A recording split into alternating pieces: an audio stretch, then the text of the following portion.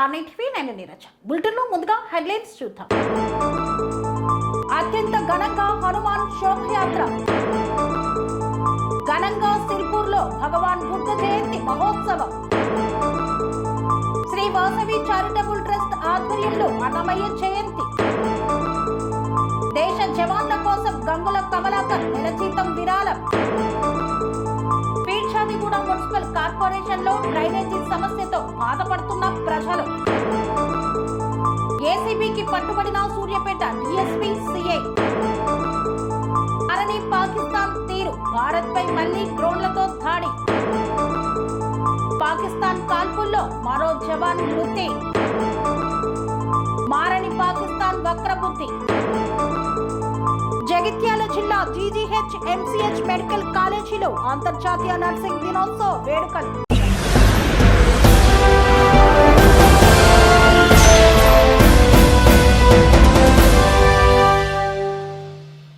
మారుతినగర్ హనుమాన్ ఆలయంలో ప్రత్యేక పూజలు నిర్వహించి హనుమాన్ శోభయాత్ర చేపట్టారు హనుమాన్ స్వాములు.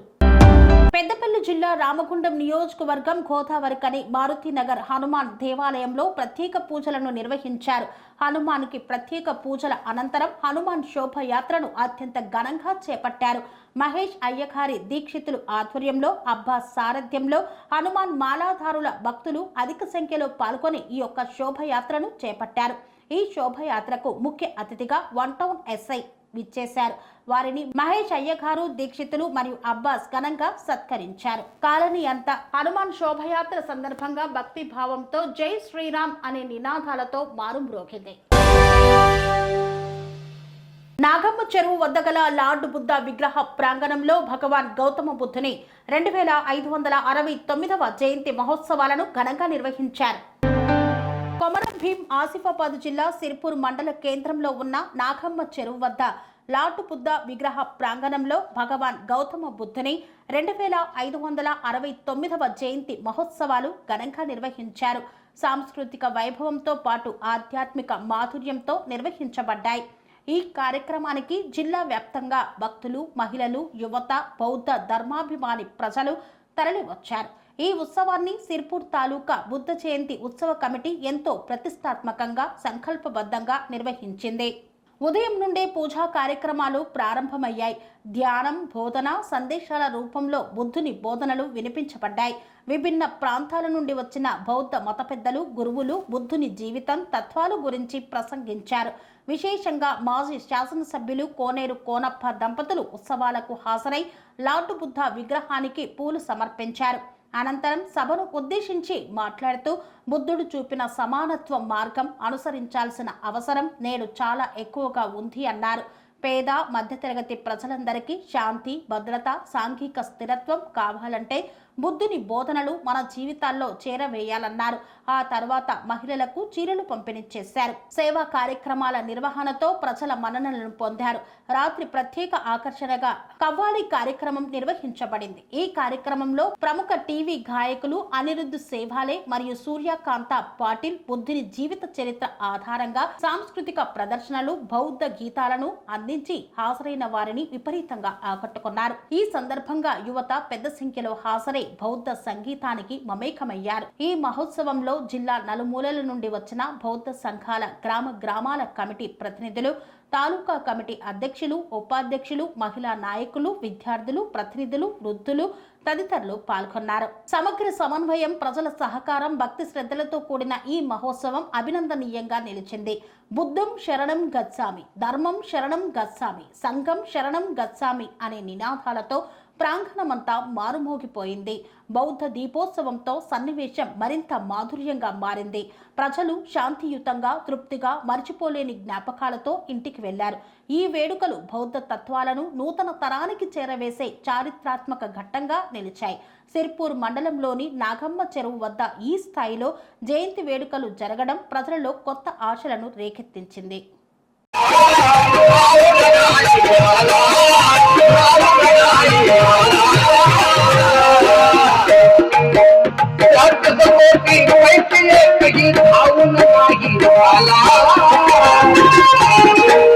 या देवांच्या भक्तांनीही छळले माझ्या भक्तांनी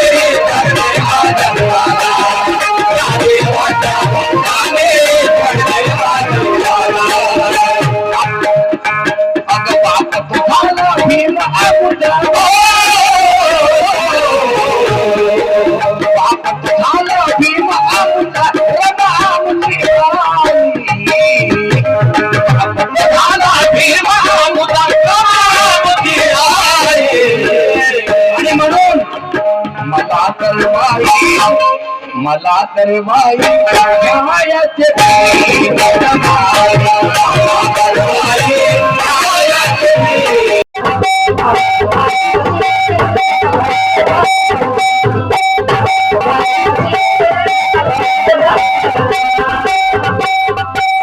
डॉक्टर बाबासाहेब आंबेडकरांनी या देशाचं संविधान दिलं आणि समितीला ते सुपूर्द केलं. त्यावेळेस बांधवांनो, डॉक्टर बाबासाहेब एका अर्थाने खुश होते आणि एका अर्थाने नाराज सुद्धा होते.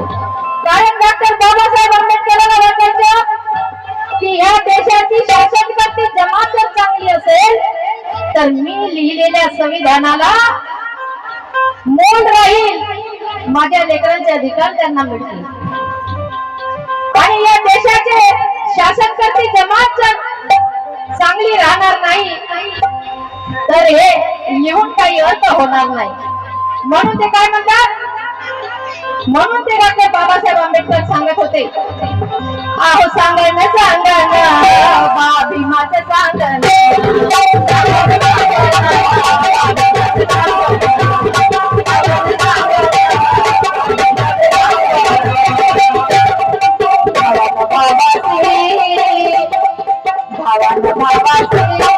नका करू रे भांडण.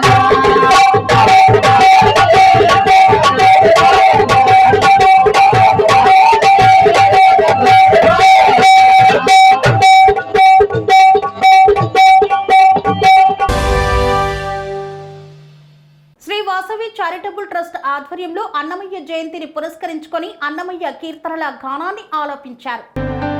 న్యూ బోయిన్పల్లిలో న్యూ సిటీ కాలనీలో గల శ్రీ వెంకటేశ్వర స్వామి దేవస్థానంలో అన్నమయ్య జయంతి సందర్భంగా సుమధుర సంగీత స్వరాధార అసోసియేషన్ వారి ఆధ్వర్యంలో అన్నమయ్య కీర్తనలు భక్తి సంగీత కార్యక్రమాన్ని నిర్వహించారు.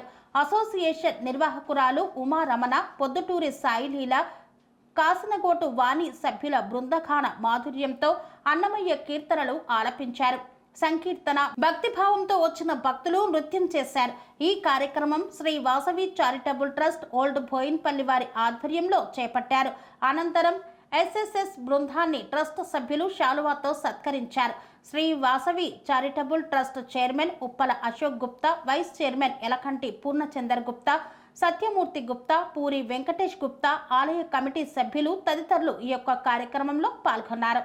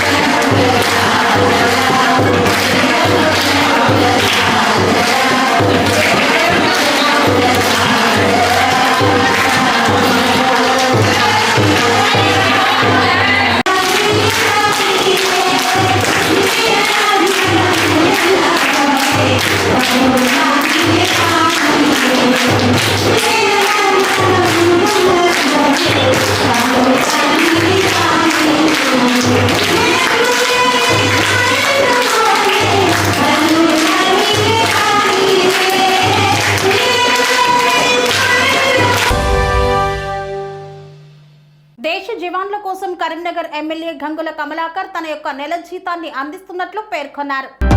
కరీంనగర్ శాసనసభ్యులు గంగుల కమలాకర్ ప్రస్తుత యుద్ధ సమయంలో దేశ రక్షణకై వీరోచితంగా పోరాడుతున్న మన దేశ సైనికులకు కృతజ్ఞతగా కేసీఆర్ మరియు కేటీఆర్ పిలుపు మేరకు నేషనల్ డిఫెన్స్ ఫండ్కి తన యొక్క నెల వేతనాన్ని అందజేస్తున్నట్లు గంగుల కమలాకర్ తెలిపారు. ఫీర్జాదిగూడ మున్సిపల్ కార్పొరేషన్లో డ్రైనేజీ సమస్యతో సతమతమవుతున్న ప్రజలు ఎన్నిసార్లు అధికారులకు విన్నవించినా పట్టించుకొని వైనం. మేడ్చల్ జిల్లా ఫీర్జాదిగూడ మున్సిపల్ కార్పొరేషన్ 1వ డివిజన్ పరిధిలోని అయోధ్యానగర్ కాలనీ, సుమా కాలనీ వాసులు గత కొన్ని సంవత్సరాలుగా డ్రైనేజీ, మురుగునీటితో తీవ్ర ఇబ్బందులు పడుతున్నారు. అధికారులకు, ప్రజా ప్రతినిధులకు ఎన్నిసార్లు తమ గోడు విన్నవించినా సమస్యకు మాత్రం పరిష్కారం లభించలేదు. రాబోయే వర్షాకాలం దృష్ట్యా డ్రైనేజ్ విస్తరణ పనులు పూర్తి చేసి సమస్యను పరిష్కరించాలని బీజేపీ నేతలు, కాలనీ వాసులు మున్సిపల్ కార్యాలయం ముందు నిరసన తెలిపారు. అనంతరం ప్రజావాణి కార్యక్రమంలో ఫిర్యాదు చేశారు. ఈ సందర్భంగా పలువురు కాలనీ వాసులు మాట్లాడుతూ బోడుప్పల్ మరియు చింతల చెరువు డ్రైనేజీ నీరు కాలనీలో ఏరులై పారుతుందని, మహిళలు, పిల్లలు, వృద్ధులు తీవ్ర అనారోగ్యాల బారిన పడుతున్నారని, వర్షపు నీరు, డ్రైనేజీ నీరు వెళ్లేందుకు గతంలో 110 కోట్ల నిధులతో ఎస్ఎన్డిపి పనులు ప్రారంభించి అసంపూర్తిగా వదిలేశారని, ఎస్ఎన్డిపి పనులు త్వరగా పూర్తి చేస్తే తమ సమస్యకు శాశ్వత పరిష్కారం లభిస్తుందని, ఆ దిశగా మున్సిపల్ అధికారులు కృషి చేయాలని డిమాండ్ చేశారు. మున్సిపల్ కమిషనర్ సానుకూలంగా స్పందిస్తూ టెండర్ ప్రక్రియ పూర్తయిందని, 10 రోజుల్లో అతి త్వరలో డ్రైనేజీ విస్తరణ పనులు ప్రారంభిస్తామని హామీ ఇచ్చారు. ఈ కార్యక్రమంలో అయోధ్యానగర్, సుమా కాలనీల అసోసియేషన్ సభ్యులు, కాలనీ వాసులు, బీజేపీ నేతలు తదితరులు పాల్గొన్నారు. ఈరోజు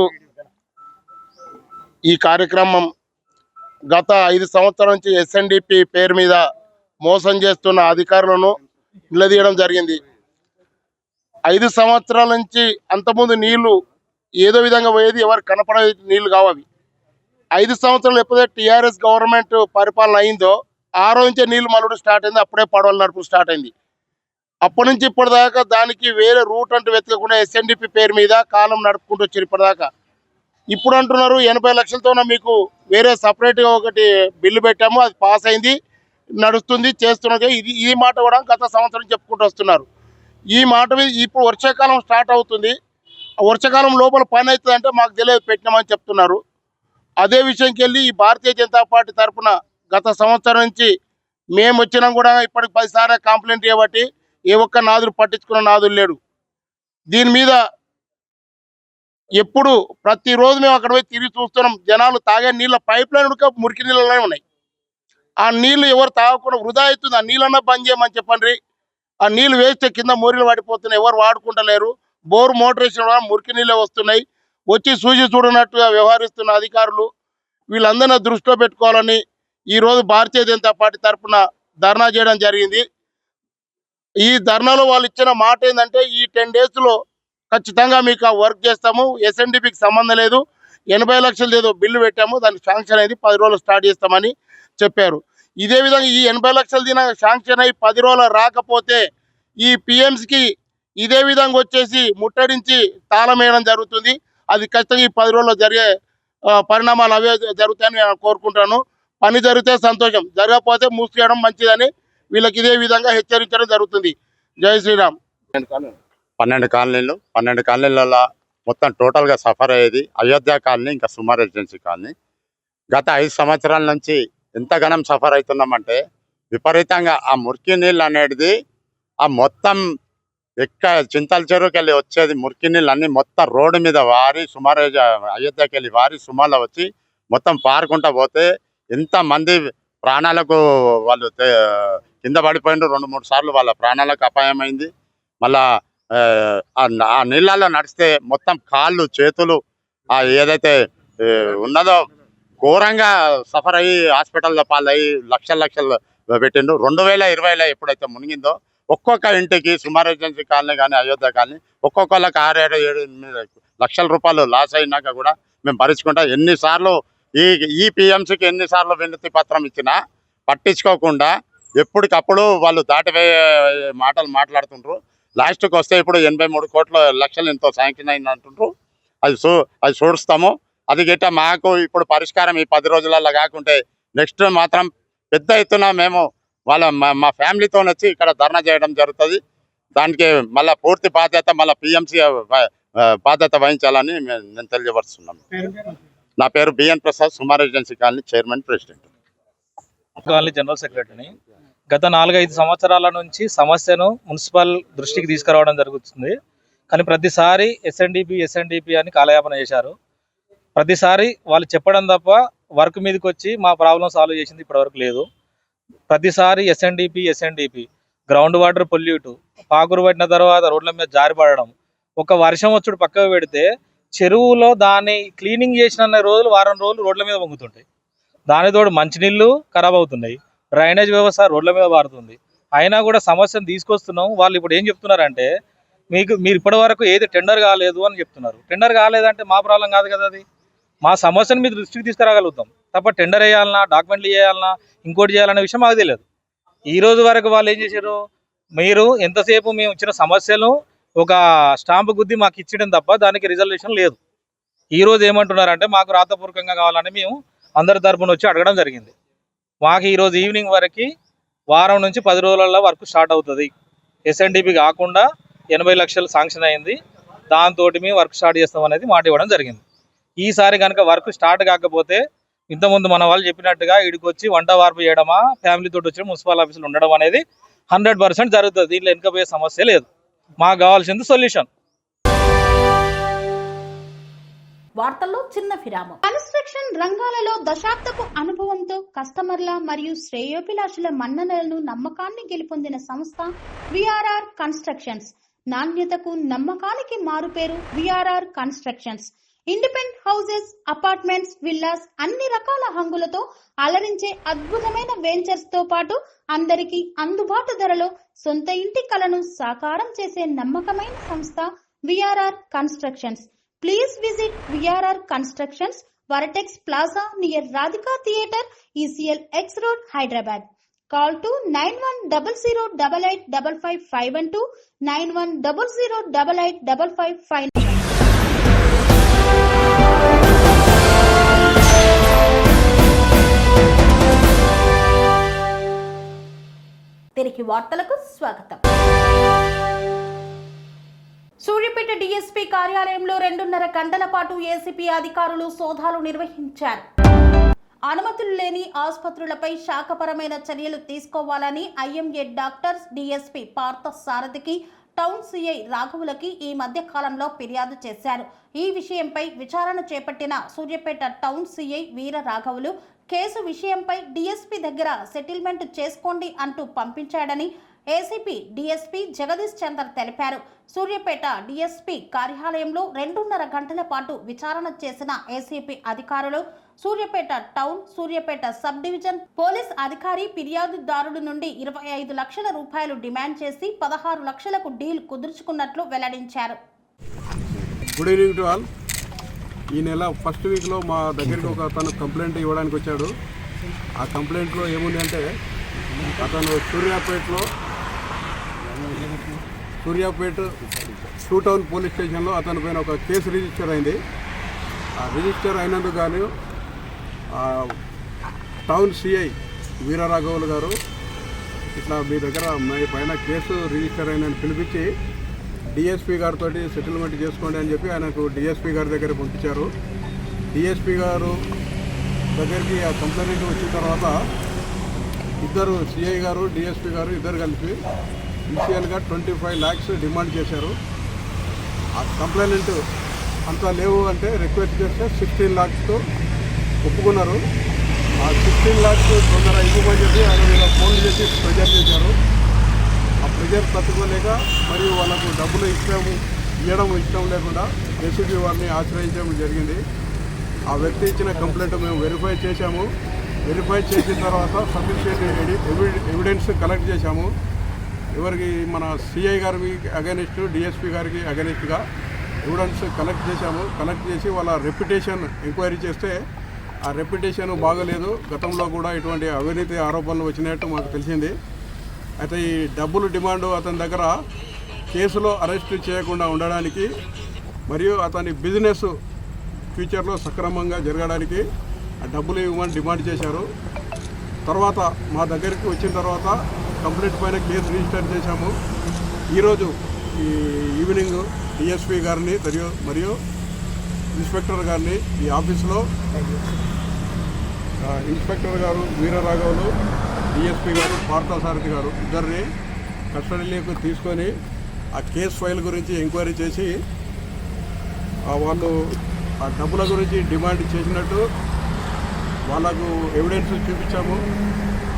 చూపించిన తర్వాత కస్టడీలోకి తీసుకొని వారి ఆఫీసులోను తర్వాత ఇళ్లలో కూడా సెర్చెస్ కొనసాగుతూ ఉంటాయి.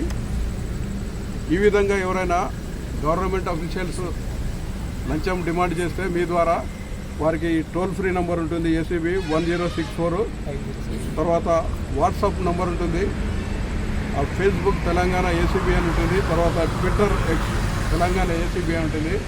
వాటి ద్వారా కంప్లైంట్ చేస్తే వాళ్ళ వివరాలు చెప్పకుండా మేము ఎంక్వైరీ చేసి ఎంక్వైరీ ప్రూవ్ అయితే యాక్షన్ తీసుకుంటూ ఉంటాం.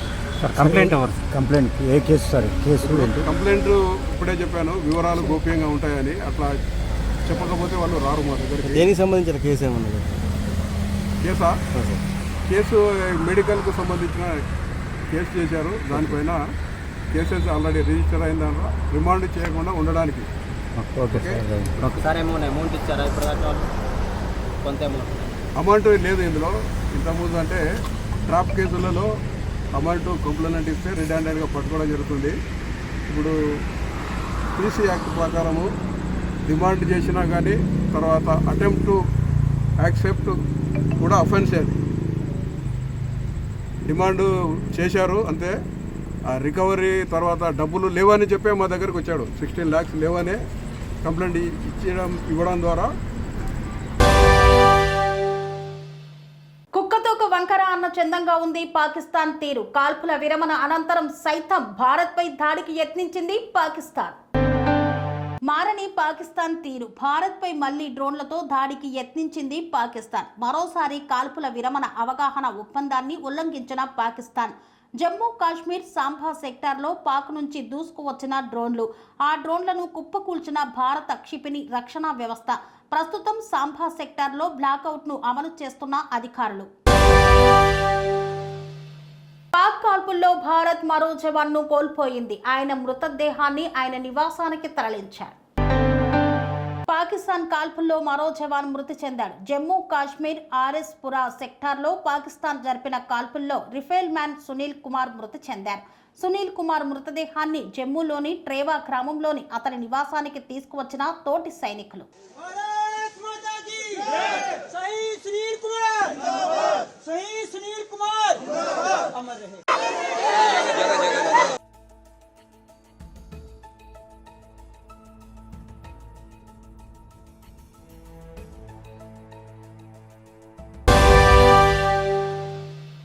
మారని పాకిస్తాన్ తీరు, భారత్పై మరొకసారి డ్రోన్లతో దాడికి యత్నం. భారత్ పాకిస్తాన్ మధ్య కాల్పుల విరమణ ఒప్పందం జరిగిన విషయం తెలిసింది. ఈ క్రమంలోనే పాకిస్తాన్ వక్రబుద్ధిని మరోసారి చూపించింది. ప్రధానమంత్రి నరేంద్ర మోదీ ప్రసంగం అనంతరం మళ్లీ పాకిస్తాన్ కవ్వింపు చర్యలకు పాల్పడినట్లు తెలుస్తోంది. జమ్మూ కాశ్మీర్లో పాకిస్తాన్ డ్రోన్లు కలకలం రేపాయి. ఉధంపూర్ ఎయిర్ ఫోర్స్ స్టేషన్ దగ్గర డ్రోన్ల కదలికను గుర్తించిన బలగాలు వెంటనే అప్రమత్తమై అడ్డుకునే ప్రయత్నం చేశాయి. జమ్మూ కాశ్మీర్లోని northern command Udhampur air force station పరిసరాల్లో బలగాలు 12-15 డ్రోన్ల కదలికను గుర్తించాయి. అలాగే కాట్రా ప్రాంతం నుండి ఉధంపూర్ వైపు 5-7 డ్రోన్లు వచ్చినట్లు అధికారులు తెలిపారు. వెంటనే అప్రమత్తమైన భద్రతా దళాలు జమ్మూ కాశ్మీర్లో బ్లాకౌట్ చేశాయి. అనంతరం పరిస్థితిని క్షుణ్ణంగా పరిశీలిస్తున్నాయి. అయితే సాంబాలో బ్లాకౌట్ మధ్య భారత వైమానిక రక్షణ దళాలు పాకిస్తాన్ డ్రోన్లను అడ్డుకుంటున్నప్పుడు ఎర్రటి గీతలు కనిపించాయి. పేలుళ్ల శబ్దాలు వినిపించాయని సమాచారం. సాంబా సెక్టర్ లో చాలా తక్కువ సంఖ్యలో డ్రోన్లు వచ్చాయని, ఆందోళన చెందాల్సిన అవసరం లేదని ఆర్మీ వర్గాలు తెలిపినట్లు తెలుస్తోంది.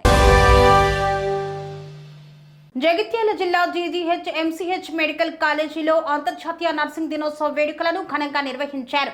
ఈ సందర్భంగా రక్తదానం చేసి సేవాతత్వాన్ని చాటుకున్నారు. జగిత్యాల జిల్లా జీజీహెచ్ ఎంసీహెచ్ మెడికల్ కాలేజీలో అంతర్జాతీయ నర్సింగ్ దినోత్సవ వేడుకలను ఘనంగా నిర్వహించారు. అంతర్జాతీయ నర్సుల దినోత్సవం సందర్భంగా ఫ్లోరెన్స్ నైటింగేల్ చిత్రపటానికి పూలమాల వేసి ఘన నివాళులు అర్పించారు. ఈ కార్యక్రమంలో చీఫ్ మెడికల్ ఆఫీసర్, స్టాఫ్ నర్సులు పాల్గొన్నారు. నర్సింగ్ వృత్తి మహోన్నతమైనదని, సేవ, ప్రేమ భావంతో వృత్తి నిర్వహిస్తామని, ఎలాంటి రాగద్వేషాలకు పాల్పడమంటూ నిస్వార్థంగా సేవలు అందించేందుకు ముందుంటామని ప్రతిజ్ఞ చేశారు. అనంతరం కేక్ కట్ చేసి సంబరాలు జరుపుకున్నారు.